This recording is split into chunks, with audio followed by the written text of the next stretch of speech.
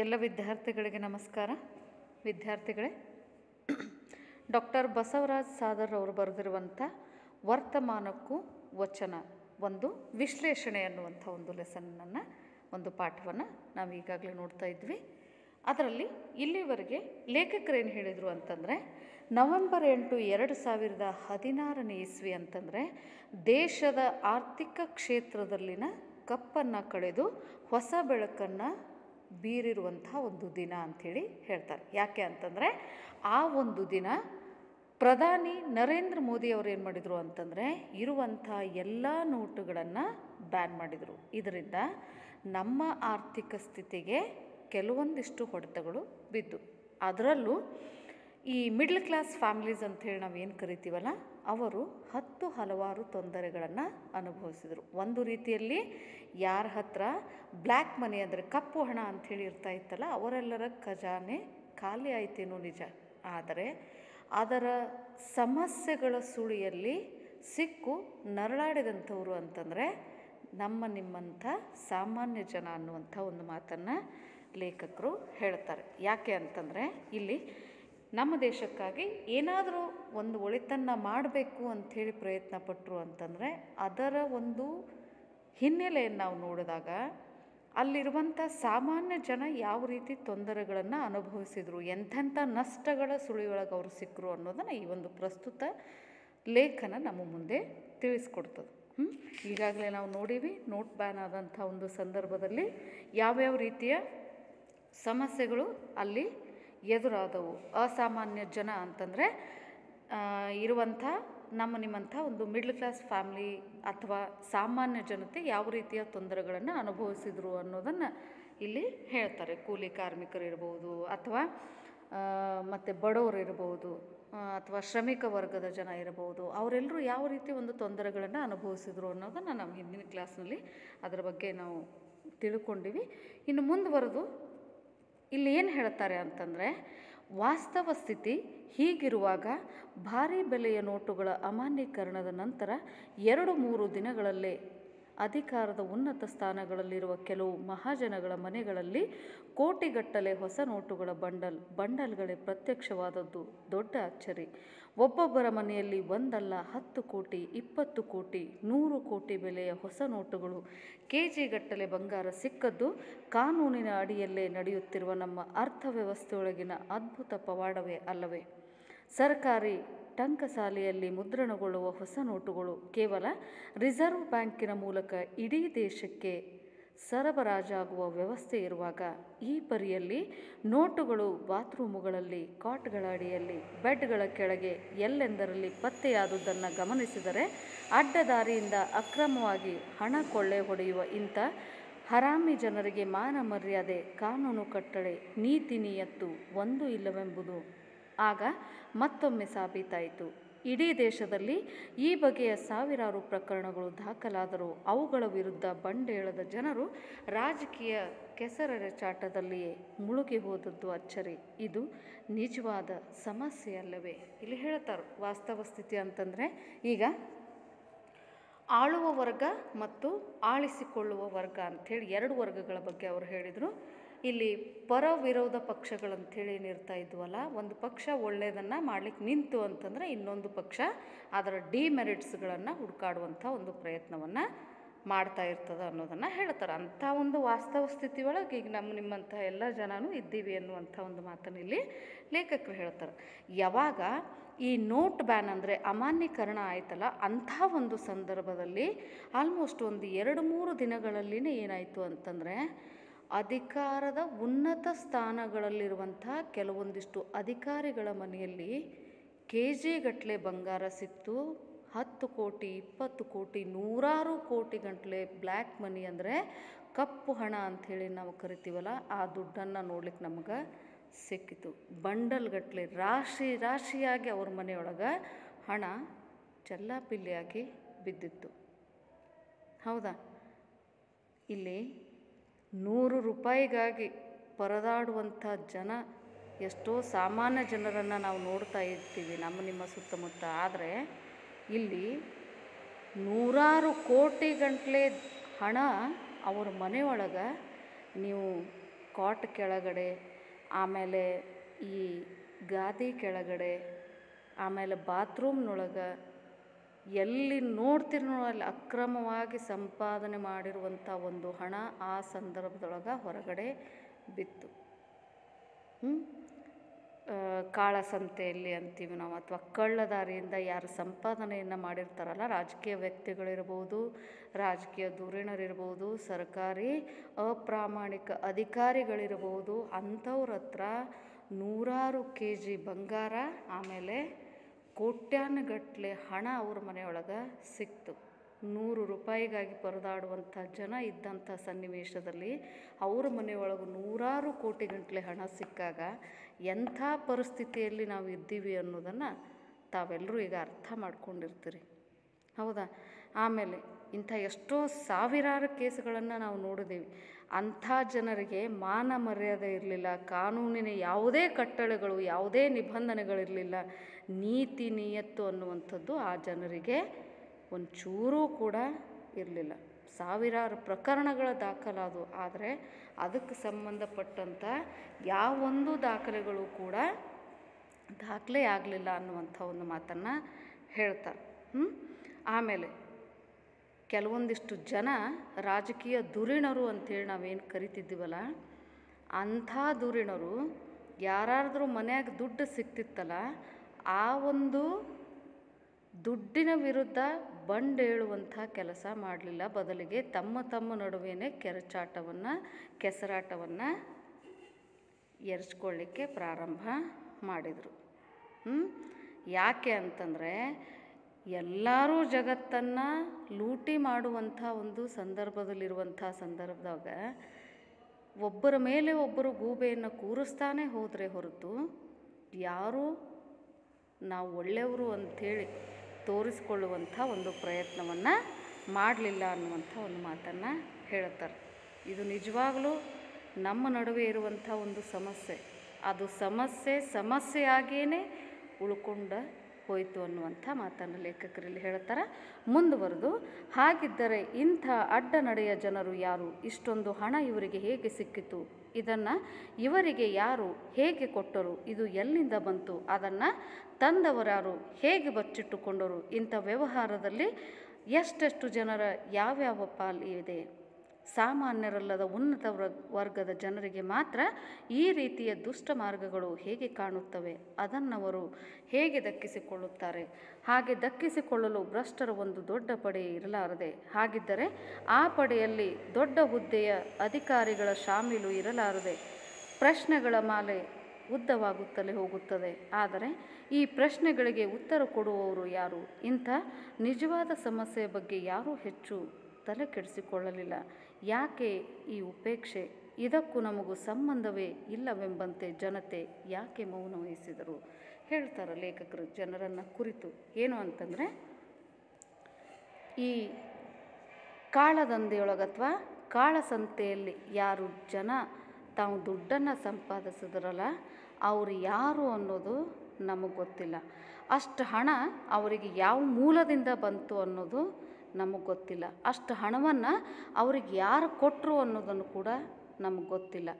ಹೆಂಗೆ ಕೊಟ್ಟರು ಅನ್ನೋದು ಕೂಡ ನಮಗೆ ಗೊತ್ತಿಲ್ಲ. ಅದು ಎಲ್ಲಿಂದ ಬಂತು ಅನ್ನೋದು ಕೂಡ ನಮಗೆ ಗೊತ್ತಿಲ್ಲ. ಅದನ್ನು ತಂದವರು ಯಾರು ಅನ್ನೋದು ಕೂಡ ನಮಗೆ ಗೊತ್ತಿಲ್ಲ. ಅದನ್ನು ಅವರು ತೆಗೆದುಕೊಂಡವರು ಹೇಗೆ ಬಚ್ಚಿಟ್ಟುಕೊಂಡ್ರು ಅನ್ನೋದು ಮಾತ್ರ ನಮಗೆ ಗೊತ್ತಿಲ್ಲ. ಅದರ ಬಗ್ಗೆ ನಾವು ವಿಚಾರ ಮಾಡುವಂಥ ಗೋಜಿಗೂ ಕೂಡ ಹೋಗಲಿಲ್ಲ. ಆಮೇಲೆ ಅಂಥ ಒಂದು ಅವ್ಯವಹಾರದಲ್ಲಿ ಎಷ್ಟು ಜನರ ಪಾಲಿದೆ, ಯಾವ ಜನರ ಎಷ್ಟೆಷ್ಟು ಪಾಲು ಅದರಲ್ಲಿ ಅದ.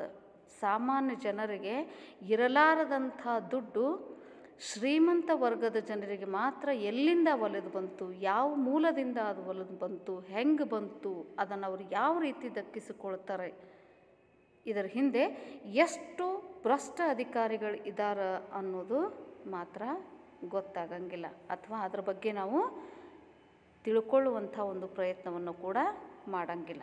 ಯಾಕೆ ಅಂತಂದರೆ ಅದು ಪ್ರಶ್ನೆಯಾಗಿಯೇ ಉಳ್ಕೊಳ್ತದೆ ಹೊರತು ಆ ಪ್ರಶ್ನೆಗೆ ಉತ್ತರ ಮಾತ್ರ ಯಾವತ್ತೂ ನಮ್ಮಿಂದ ಯಾರಿಂದಲೂ ಕೂಡ ಸಿಗಂಗಿಲ್ಲ.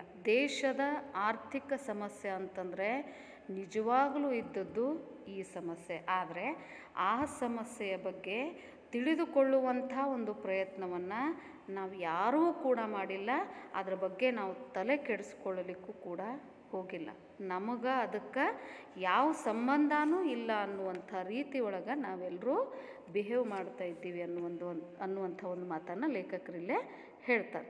ಮುಂದುವರೆದು, ಒಂದಂತೂ ಸತ್ಯ, ಹೀಗೆ ಕಬಳಿಸಿ ತಂದ ಹಣ ಖಂಡಿತವಾಗಿಯೂ ಶ್ರಮದ ದುಡಿಮೆಯಲ್ಲ, ಹರಾಮಿಯಾಗಿ ಹೊಡೆದದ್ದು. ಶರೀರವನ್ನು ಶ್ರಮಕ್ಕೊಳಪಡಿಸಿದ ಹೀಗೆ ಭ್ರಷ್ಟ ಮಾರ್ಗದಲ್ಲಿ ಸಂಪಾದಿಸುವ ದಾರಿಯನ್ನೇ 12ನೇ ಶತಮಾನದ ವಚನಕಾರರು ಖಂಡಿಸಿದರು. ಕಾಯಕವಲ್ಲದ ದಾಯಗಾರಿಕೆಯಲ್ಲಿ ಅಂದರೆ ಅಡ್ಡದಾರಿಯಲ್ಲಿ ಇರುವ ಇಂಥ ದುರಾಸೆಯ ಮಾರ್ಗವನ್ನು ಕೆಣಕಿ ಆಸೆ ಎಂಬುದು ಅರಸಂಗಲ್ಲದೆ ಶಿವಭಕ್ತರಿಗುಂಟೆ ಅಯ್ಯ ಎಂದು ಅವರು ಪ್ರಶ್ನಿಸುವಲ್ಲಿ ಶಿವಭಕ್ತರು ಅಂಥ ಭ್ರಷ್ಟ ಮಾರ್ಗ ಹಿಡಿಯುವವರಲ್ಲ ಎಂಬ ಸತ್ಯವೇ ಇದೆ. ಇಂಥ ಮಾರ್ಗ ಬಿಟ್ಟು ಅಪಮಾರ್ಗದಲ್ಲಿ ಹಣ ಗಳಿಸುವ ಜನರು ಯಾರು? ಸಾಮಾನ್ಯರಂತೂ ಅಲ್ಲವೆನ್ನುವುದಾದರೆ ಅಲ್ಲಿ ಅಧಿಕಾರಿ ವರ್ಗವೇ ಕಾಣುವುದಿಲ್ಲವೇ? ಅಂಥವರೇ ಅಲ್ಲವೇ ನಿರಂತರ ಕೊಳ್ಳೆ ಹೊಡೆಯುವವರು? ವರ್ತಮಾನದ ಅರ್ಥಕ್ಷೇತ್ರದ ಈ ಎಲ್ಲ ಭ್ರಷ್ಟ ವಿದ್ಯಮಾನಗಳನ್ನು ಗಮನಿಸಿದರೆ ಈಗಿರುವ ಕಾನೂನುಗಳು ಇಂಥ ಭ್ರಷ್ಟರನ್ನು ಹತ್ತಿಕ್ಕುವಲ್ಲಿ ವಿಫಲವಾಗುತ್ತವೆ ಎಂದು ಪ್ರಶ್ನೆ ಹುಟ್ಟುಹಾಕುವುದು ಸ್ವಾಭಾವಿಕ. ಇಂಥಲ್ಲಿಯೇ ನಾವು ಮತ್ತೆ ಶರಣರು ನಡೆದ ಮಾರ್ಗಗಳತ್ತ ತಿರುಗಬೇಕಾದ ಅನಿವಾರ್ಯತೆ ಎದ್ದು ಕಾಣುತ್ತದೆ. ಏಕೆಂದರೆ ಅವರು ಬರೀ ಮಾತನಾಡಲಿಲ್ಲ, ಕೇವಲ ವಚನ ರಚಿಸಲಿಲ್ಲ. ಮೊದಲು ಪ್ರಾಮಾಣಿಕವಾದ ನಡೆದರು, ಅನಂತರ ನುಡಿದರು. ಹೀಗಾಗಿಯೇ ಅವರದು ಆದರ್ಶ ಮಾರ್ಗ ಅನುಕರಣೀಯ ಮಾರ್ಗವಾಗುತ್ತದೆ. ಅನುಭವದಿಂದ ಘನೀಭೂತವಾದ ಹಾಗೂ ಅನುಭವವನ್ನು ಬೆರೆಸಿಕೊಂಡ ಅವರ ಮಾರ್ಗ ಕೇವಲ ಆದೇಶವಾಗದೆ ಅರಿವನ್ನು ಜಾಗೃತಗೊಳಿಸಿಕೊಡುವ ಅನನ್ಯ ಪಥವಾಗುತ್ತದೆ.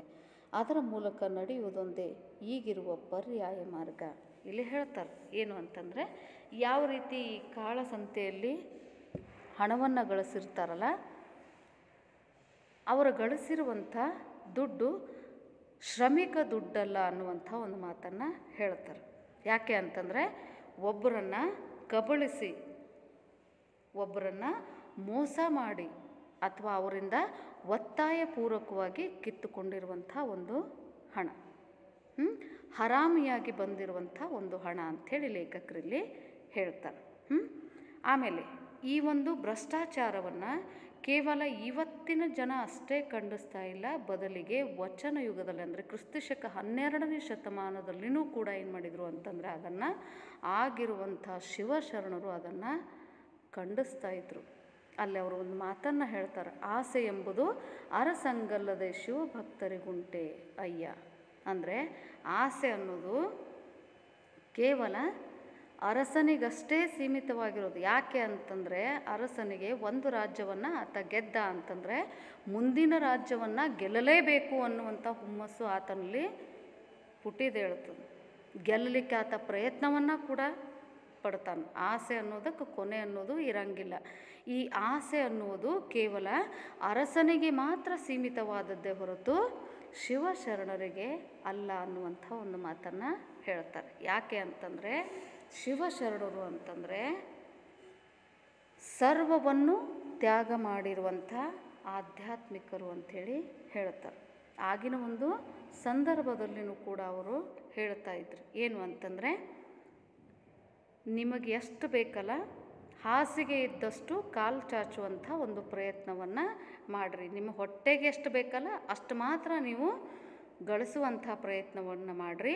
ಇವತ್ತಿಗೆ ಬೇಕು, ನಾಳೆ ಬೇಕು, ನಾಡ್ದಿಗೆ ಬೇಕು ಅಂಥೇಳಿ ಸಂಪತ್ತನ್ನು ಸಂಗ್ರಹಿಸಿಕೊಳ್ಳುವಂಥ ಒಂದು ಪ್ರಯತ್ನವನ್ನು ಮಾಡಬೇಡ್ರಿ ಅಂಥೇಳಿ ನೇರವಾಗಿ ನಮ್ಮಲ್ಲಿ ಬಂದಿರುವಂಥ ವಚನಕಾರರು ಹೇಳ್ತಾ ಇದ್ರು. ಕೇವಲ ತಾವು ಹೇಳಿ ಹೋಗಲಿಲ್ಲ, ಬದಲಿಗೆ ವಚನಗಳ ಮುಖಾಂತರ ಇರುವಂಥ ಮೌಲ್ಯಯುತ ತತ್ವಗಳನ್ನು ಅವರು ನಮ್ಮೆಲ್ಲರಿಗೂ ತಿಳಿಸಿಕೊಟ್ಟು ಹೋದರು ಅನ್ನುವಂಥ ಒಂದು ಮಾತನ್ನು ಹೇಳ್ತಾರೆ. ಆದ್ದರಿಂದ ಇವತ್ತಿನ ಒಂದು ಸಂದರ್ಭದಲ್ಲಿ ಆ ವಚನಗಳ ತಾತ್ಪರ್ಯಗಳನ್ನು ತಿಳಿದುಕೊಂಡ್ವಿ ಅಂತಂದರೆ ನಮ್ಮ ದೇಶವನ್ನು ಒಂದು ಸ್ವಲ್ಪ ಆದರೂ ಸುಧಾರಣೆಯತ್ತ ತೆಗೆದುಕೊಂಡು ಹೋಗಲಿಕ್ಕೆ ಸಹಾಯಕಾರಿ ಆಗ್ತದೆ ಅನ್ನುವಂಥ ಮಾತನ್ನು ಲೇಖಕರಲ್ಲಿ ಹೇಳ್ತಾರೆ. ಮುಂದುವರೆದು, ಅಡ್ಡ ಕಸುಬಿನಿಂದ ಅಪಾರ ಸಂಪತ್ತನ್ನು ಗಳಿಸಿ ಅದನ್ನು ಅಮಿತ ಪ್ರಮಾಣದಲ್ಲಿ ಸಂಗ್ರಹಿಸಿಟ್ಟುಕೊಳ್ಳುವ ಭ್ರಷ್ಟರಿಗೆ ಬಸವಣ್ಣನವರು ಹಾಕುವ ಸವಾಲು ಬರೀ ಸವಾಲಾಗಿಲ್ಲ, ಬದಲಾಗಿ ಹಾಗೆ ಸಂಗ್ರಹಿಸಿಟ್ಟುಕೊಳ್ಳುವುದರ ನಿರರ್ಥಕತೆಯನ್ನು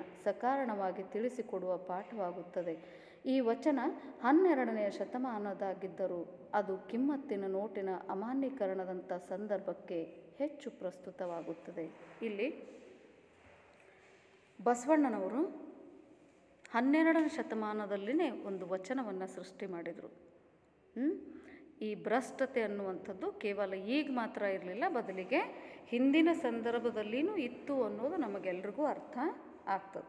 ಆ ಬಸವಣ್ಣನವ್ರು ಏನು ಹೇಳ್ತಾರೆ ಅಂತಂದರೆ, ಈ ಅಡ್ಡ ಕಸುಬಿನಿಂದ ನಾವೇನು ಒಂದು ಅಪಾರ ಸಂಪತ್ತನ್ನು ಗಳಿಸ್ತೀವಲ್ಲ, ಅಥವಾ ಯಾರು ಭ್ರಷ್ಟರು ಅಂಥೇಳಿರ್ತಾರೆ, ಯಾರು ಅಪ್ರಾಮಾಣಿಕರು ಅಂಥೇಳಿರ್ತಾರೆ, ಅಂಥವ್ರೇನು ಈ ದುಡ್ಡನ್ನು ಗಳಿಸಿಟ್ಕೊಂಡಿರ್ತಾರಲ್ಲ, ಅದು ಉಪಯೋಗ ಇರಲಾರ್ದಂಥ ದುಡ್ಡು, ನಮಗೆ ಯಾವತ್ತೂ ಅದು ಒಳ್ಳೆಯದನ್ನು ಮಾಡಿ ಹೋಗಂಗಿಲ್ಲ ಅನ್ನುವಂಥ ಒಂದು ಮಾತನ್ನು ಇಲ್ಲಿ ಬಸವಣ್ಣನವರು ಹೇಳುತ್ತಾ ಇದ್ದರು.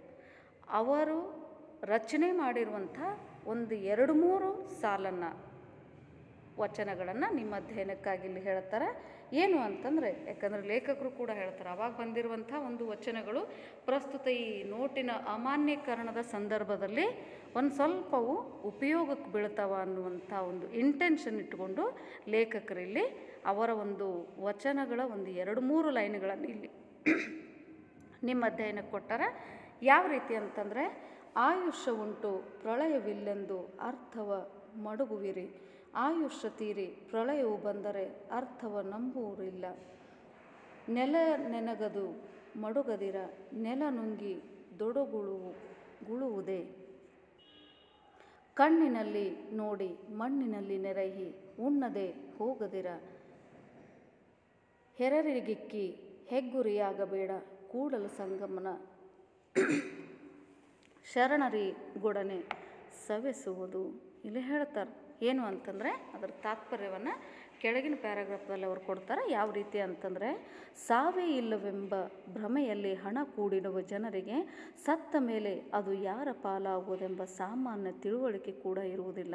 ಹೀಗಾಗಿ ಅವರು ಕೂಡಿಟ್ಟ ಸಂಪತ್ತು ಯಾರ್ಯಾರ್ದು ಕೈಗೆ ಹೋಗುವುದು ಸಹಜ, ಅಥವಾ ಅದು ಅನ್ಯಾಯದ ಹಣವಾಗಿರುವ ಕಾರಣ ಅಪಕೀರ್ತಿಯನ್ನು ತರುತ್ತದೆ. ಹೆಗ್ಗುರಿಯಾಗುವುದೆಂದರೇನೆ? ಆ ಬಗೆಯ ಅಪಕೀರ್ತಿಗೀಡಾಗುವುದು. ಅಂಥ ಸಂಪತ್ತು ಪಾಪದ ಸಂಪಾದನೆಯಾಗಿರುವುದರಿಂದ ಅದು ಎಂದೂ ಒಳ್ಳೆಯದನ್ನು ಮಾಡಲಾರದೆಂಬ ನೈತಿಕ ದೃಷ್ಟಿ ಬಸವಣ್ಣನವರದು. ಅದನ್ನೇ ಅವರು ಪಾಪಿಯ ಧನ ಪ್ರಾಯಶ್ಚಿತ್ತಕ್ಕಲ್ಲದೆ ಸತ್ಪಾತ್ರಕ್ಕೆ ಸಲ್ಲದಯ್ಯ ಎಂದು ಅತ್ಯಂತ ಸ್ಪಷ್ಟವಾಗಿ ತಿಳಿಸಿ ಹೇಳುತ್ತಾರೆ. ಬಹುಬೆಲೆಯ ನೋಟುಗಳ ಅಪಮೌಲ್ಯೀಕರಣದ ನಂತರವೂ ಹೀಗೆ ಪಾಪದ ಹಣ ಸಂಗ್ರಹಿಸಿಟ್ಟುಕೊಂಡ ಕಳ್ಳರಿಗೆ ಬಸವಣ್ಣನವರ ಈ ವಚನ ಕಣ್ಣು ತೆರೆಸಲಾರದೆ. ಇಲ್ಲಿ ಹೇಳ್ತಾರೆ, ಈ ಒಂದು ವಚನದ ತಾತ್ಪರ್ಯ ಏನು ಅಂತಂದರೆ, ನಮಗೆ ಸಾವೇ ಇಲ್ಲ ಅನ್ನುವಂಥ ಒಂದು ಭ್ರಮೆಯೊಳಗೆ ಕೆಲವೊಂದಿಷ್ಟು ವ್ಯಕ್ತಿಗಳು ಇರ್ತಾರಂತ. ಅಂಥ ವ್ಯಕ್ತಿಗಳೇನು ಮಾಡ್ತಾರೆ ಅಂತಂದರೆ, ತಾವು ಹಣವನ್ನು ಕೂಡಿಡ್ತಾರೆ. ಆದರೆ ಯಾವಾಗ ಸಾವು ಅಂಥೇಳಿ ಬರ್ತದಲ್ಲ, ಸಾವು ಬಂದಾಗ ತಾವೇನು ಜೀವನದುದ್ದಕ್ಕೂ ಆ ಹಣವನ್ನು ಅನ್ಯ ಮಾರ್ಗದಿಂದ ಸಂಗ್ರಹಣೆ ಮಾಡಿಟ್ಟಿರ್ತಾರಲ್ಲ, ಅದು ಯಾರ್ದೋ ಪಾಲಾಗ್ಬಿಡ್ತದೆ. ಅಕಸ್ಮಾತ್ ಅವರು ಶ್ರಮಿಕ ದೃಷ್ಟಿಯನ್ನು ಇಟ್ಕೊಂಡು ಅಥವಾ ಕಷ್ಟಪಟ್ಟು ದುಡಿದಿದ್ರು ಅಂತಂದರೆ ಅದು ಆ ಕುಟುಂಬವನ್ನು ಒಂದು ಒಳ್ಳೆಯ ಹೆಸರಿನಿಂದ ಗುರುತಿಸ್ಲಿಕ್ಕೆ ಸಹಾಯ ಆಗ್ತದೆ. ಅದೇ ಅವರು ಕಳ್ಳದಾರಿಯಿಂದ ಅವರು ಹಿಡಿದಿದ್ರು ಅಂತಂದರೆ ನಾವೇ ಮಾತಾಡ್ತೀವಿ, ಯಾವುದೋ ಒಬ್ಬ ವ್ಯಕ್ತಿ ಲಂಚ ತೆಗೆದುಕೊಂಡು ಒಂದು ಮನೆಯನ್ನು ಕಟ್ಟಿದ್ದ ಅಂತಂದರೆ ನಾವೇ ಅಂದ್ಕೊಳ್ತೀವಿ, ಅವನು ಲಂಚ ತೊಗೊಂಡ ಅದಕ್ಕಿಷ್ಟು ದೊಡ್ಡ ಮನೆಯನ್ನು ಕಟ್ಟಿದ ಅಂಥೇಳಿ. ಸೊ ಯಾಕಂದರೆ ಅವ್ನಿಗೆ ಯಾವ ಮೂಲದಿಂದ ಹಣ ಬಂದಿರ್ತದೋ ಅನ್ನೋದನ್ನು ನಾವು ತಿಳ್ಕೊಂಡಿರ್ತೀವಿ. ಸೊ ನಾವೇ ಆ ರೀತಿ ಮಾತಾಡ್ತೀವಿ. ಅದೇ ರೀತಿ ಇಲ್ಲಿ ಬಸವಣ್ಣನವರು ಹೇಳಿರುವಂಥ ಒಂದು ವಚನ ಪ್ರಸ್ತುತ ಅನ್ನಿಸ್ತದೆ. ಇಲ್ಲಿ ಇಂಥ ಒಂದು ಸನ್ನಿವೇಶದಲ್ಲಿ ಅವರು ಹೇಳ್ತಾ ಇದ್ರು, ನೇರವಾಗಿ ಅವರು ಖಂಡಿಸ್ತಾ ಇದ್ರು, ನೀವೇನು ಸಾವೇ ಇಲ್ಲ ಅಂಥೇಳಿ ನೀವು ದುಡ್ಡನ್ನು ಏನು ಸಂಗ್ರಹಣೆ ಮಾಡಿ ಇಡ್ಲಿಕ್ಕತ್ತಿರಲ್ಲ, ಇದು ನಾಳೆ ನೀವು ಸತ್ತಾಗ ನಿಮ್ಮ ಉಪಯೋಗಕ್ಕೆ ಬರೋಂಗಿಲ್ಲ, ಬದಲಿಗೆ ಯಾರ್ದೋ ಪಾಲಿಗೆ ಅದು ಹಂಚಿ ಹೋಗ್ತದ ಅಂಥೇಳಿ ಹೇಳ್ತಾ ಇದ್ರು. ಪಾಪಿಯ ಧನ ಪ್ರಾಯಶ್ಚಿತ್ತಕ್ಕಲ್ಲದೆ ಸತ್ಪಾತ್ರಕ್ಕೆ ಸಲ್ಲದಯ್ಯ ಅಂಥೇಳಿ ಅತ್ಯಂತ ಸ್ಪಷ್ಟವಾಗಿ ಅವರು ತಿಳಿಸಿ ಹೇಳ್ತಾ ಇದ್ರು. ಇಂಥ ಒಂದು ಸಂದರ್ಭದಲ್ಲಂದರೆ ಬಹುಬೆಲೆಯ ನೋಟುಗಳ ಅಪಮೌಲ್ಯೀಕರಣದ ನಂತರನೂ ಪಾಪದ ಹಣವನ್ನು ಯಾರು ಸಂಗ್ರಹಿಸಿಟ್ಕೊಂಡಿದ್ರಲ್ಲ ಅಂಥ ಒಬ್ಬ ಕಳ್ಳರಿಗೆ ಬಸವಣ್ಣನವರ ಈ ಒಂದು ವಚನ ಆದರೂ ಕಣ್ಣು ತೆರೆಸಲಿಕ್ಕೆ ಸಹಾಯಕಾರಿ ಆಗಬಹುದೇನು ಅಂಥೇಳಿ ಲೇಖಕರು ನಮ್ಮನ್ನೇ ಪ್ರಶ್ನೆ ಮಾಡ್ತಾರೆ. ಮುಂದುವರೆದು ಬಸವಣ್ಣನವರು ಬರೀ ಹೀಗೆ ಹೇಳಲಿಲ್ಲ, ನಡೆದು ತೋರಿಸಿದರೂ ಕೂಡ.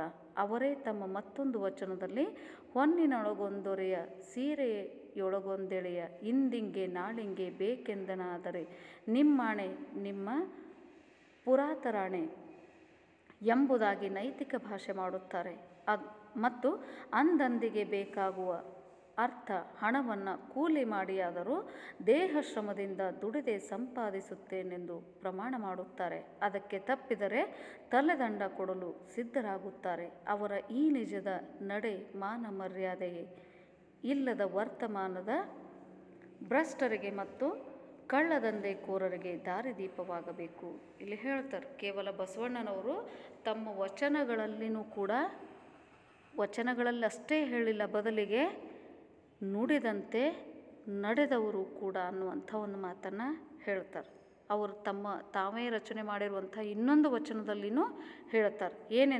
ಏನು ಅಂತಂದರೆ, ಹೊನ್ನಿನೊಳಗೊಂದು ದೊರೆಯ ಸೀರೆಯೊಳಗೊಂದೆಳೆಯ ಇಂದಿಂಗೆ ನಾಳಿಂಗೆ ಬೇಕೆಂದೆನಾದರೆ ನಿಮ್ಮಾಣೆ ನಿಮ್ಮ ಪುರಾತರಾಣೆ. ಅವರು ಹೇಳ್ತಾರೆ, ಹೊನ್ನಿನೊಳಗಿರುವಂಥ ಒಂದು ಹೊನ್ನನ್ನು, ಸೀರೆಯ ಒಂದು ಎಳೆಯನ್ನು ಇವತ್ತಿಗೆ ಬೇಕು, ನಾಳೆಗೆ ಬೇಕು, ನಾಡದ್ದಿಗೆ ಬೇಕು ಅಂಥೇಳಿ ನಾನೇನಾದರೂ ಅದನ್ನು ಜೋಪಾನ ಮಾಡಿಟ್ಟೆ ಅಂತಂದರೆ ನಿಮ್ಮ ದೇವರಾಣೆ ನೀವು ಯಾವುದೇ ಶಿಕ್ಷೆಯನ್ನು ಕೊಟ್ಟರೂ ಕೂಡ ನಾನು ಅದನ್ನು ಅನುಭವಿಸ್ತೀನಿ ಅಂಥೇಳಿ ಹೇಳ್ತಾರೆ. ನಾನು ನನ್ನ ಒಂದು ಶ್ರಮದಿಂದ ಇವತ್ತಿಗೆ ಬೇಕಾಗುವಷ್ಟು ಹಣವನ್ನು ನಾನು ಇವತ್ತೇ ಗಳಿಸ್ತೀನಿ, ಇವತ್ತೇ ಅದನ್ನು ಖರ್ಚು ಮಾಡ್ತೀನಿ, ಮತ್ತು ನಾಳಿನ ಹಣವನ್ನು ನಾನು ನಾಳೆ ಗಳಿಸ್ತೀನಿ, ನಾಳೆನೇ ಅದನ್ನು ಖರ್ಚು ಮಾಡ್ತೀನಿ ಅನ್ನುವಂಥ ಒಂದು ಮಾತನ್ನು ಇಲ್ಲಿ ಬಸವಣ್ಣನವರು ಹೇಳಿದರು. ತಾವು ಯಾವ ರೀತಿ ಹೇಳ್ತಾ ಇದ್ರಲ್ಲ ಅದೇ ರೀತಿ ಅವರು ನಡೆದಿರುವಂಥ ಒಬ್ಬ ಅತ್ಯದ್ಭುತ ಶಿವಶರಣ ಅಂಥೇಳಿ ಹೇಳ್ತಾರೆ. ಅವರು ನಡೆದಿರುವಂಥ ಈ ವಚನ ಇವತ್ತಿನ ಭ್ರಷ್ಟರಿಗೆ ಮತ್ತು ಕಳ್ಳ ದಂಧೆಕೋರರಿಗೆ ದಾರಿದೀಪವಾಗಬೇಕು ಅನ್ನುವಂಥ ಒಂದು ಮಾತನ್ನು ಲೇಖಕರಲ್ಲಿ ಹೇಳ್ತಾರೆ.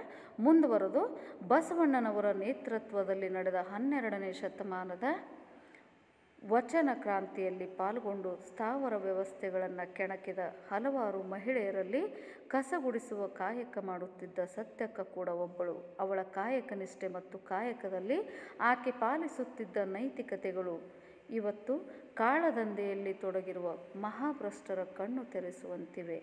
ಅವಳ ವಚನ ಹೀಗಿದೆ. ಇಲ್ಲಿ ಮುಂದುವರೆದು ಹೇಳ್ತಾರೆ, ಏನು ಅಂತಂದರೆ, ಬಸವಣ್ಣರ ನೇತೃತ್ವದಲ್ಲಿ 12ನೇ ಶತಮಾನದಲ್ಲಿ ವಚನದ ಒಂದು ಕ್ರಾಂತಿನೇ ಅಲ್ಲಿ ನಡೀತು. ಆ ಕ್ರಾಂತಿ ಒಳಗೆ ಹಲವಾರು ಮಹಿಳೆಯರು ಕೂಡ ಇದ್ದರು. ಇದಕ್ಕೆ ಲಕ್ಕಮ್ಮನನ್ನು ನೋಡ್ತೀವಿ, ಸತ್ಯಕ್ಕನನ್ನು ನೋಡ್ತೀವಿ, ಆಮೇಲೆ ಮುಂಚೂಣಿಯಲ್ಲಿರುವಂಥ ಹೆಸರು ಅಂತಂದರೆ ಅಕ್ಕ ಮಹಾದೇವಿಯನ್ನು ನಾವು ನೋಡ್ತೀವಿ. ಇದರಲ್ಲಿ ಆ ಒಂದು ಕಸಗುಡಿಸುವಂಥ ಕಾಯಕ ಅಂತಂದರೆ ಕೆಲಸ ಅಂಥೇಳಿ ನಾವು ಕರಿತೀವಿ. ಕಸಗುಡಿಸುವಂಥ ಕೆಲಸ ಮಾಡುತ್ತಿದ್ದ ಸತ್ಯಕ್ಕಳು ಕೂಡ ಒಬ್ಬಳು. ಆಕೆಗೆ ತಾನು ಯಾವ ಕಾಯಕವನ್ನು ಮಾಡ್ತಾ ಇದ್ಲಲ್ಲ ಆ ಕಾಯಕದ ಬಗ್ಗೆ ಅಪಾರವಾಗಿರುವಂಥ ಒಂದು ನಿಷ್ಠೆ ಇತ್ತು ಅವಳಿಗೆ. ತಾನೇನು ಕೆಲಸ ಮಾಡ್ತಿದ್ಲಲ್ಲ ಅದ್ರ ಬಗ್ಗೆ ಆಕೆಗೆ ಭಯಂಕರ ತೃಪ್ತಿನೂ ಇತ್ತು, ಅಷ್ಟೇ ನಿಷ್ಠೆನೂ ಕೂಡ ಇತ್ತು ಅನ್ನುವಂಥ ಒಂದು ಮಾತನ್ನು ಹೇಳ್ತಾರೆ. ಆ ಸತ್ಯಕ್ಕ ರಚನೆ ಮಾಡಿರುವಂಥ ವಚನವನ್ನು ಕೂಡ ಇಲ್ಲಿ ಮುಂದುವರೆದು ಕೊಡ್ತಾರೆ. ಅಟ್ಲೀಸ್ಟ್ ಅವಳು ಬರೆದಿರುವಂಥ ಒಂದು ವಚನದಿಂದಾದರೂ ಇವತ್ತಿನ ಈ ಮಹಾಭ್ರಷ್ಟರು ಅಂದರೆ ನಿಮ್ಮ ನಡುವೆ ಏನು ಮಹಾಭ್ರಷ್ಟರಿದ್ದಾರಲ್ಲ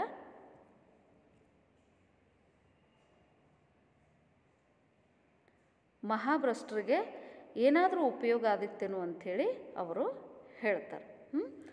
ಯಾವ ರೀತಿ ಆ ವಚನವನ್ನು ಸತ್ಯಕ್ಕ ಹೇಳ್ತಾಳೆ, ಯಾವ ಇಂಟೆನ್ಷನ್ ಇಟ್ಕೊಂಡಾಕಿ ಹೇಳಿದ್ಲು, ಇಲ್ಲಿ ಯಾವ ರೀತಿ ಉಪಯೋಗಕ್ಕೆ ಬರ್ತದೆ ಅನ್ನೋದನ್ನು ನಾವು ನೆಕ್ಸ್ಟ್ ಕ್ಲಾಸ್ನಲ್ಲಿ ನೋಡೋಣ.